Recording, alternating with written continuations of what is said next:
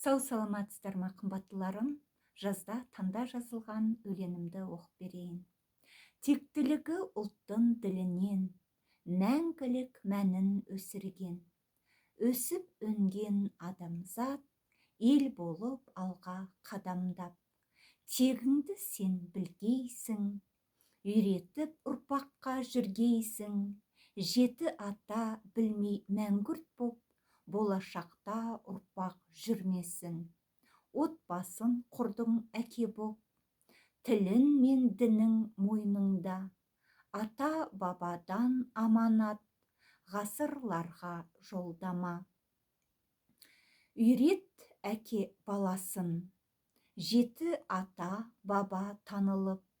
Мақтасын мақта, мақтасан мақта, сол кезде білікті ұрпақ өсті де.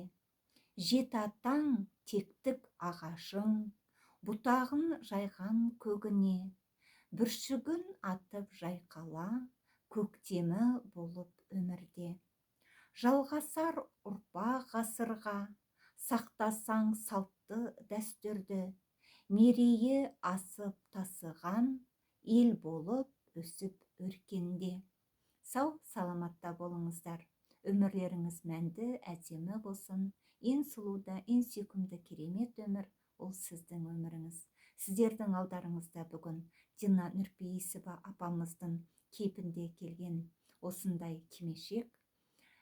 Күнекейі өте әдемі оюлармен оюланады. Мен салмасымен және кимешегімен бүгінгі күні сіздердің алдарыңызда осындай кимешекпен отырмын. Сіздерге қалай көрінуде? Апамыздың бейнесінде келген кимешек 99 кимешектің бірі. Сау саламатта болыңыздар.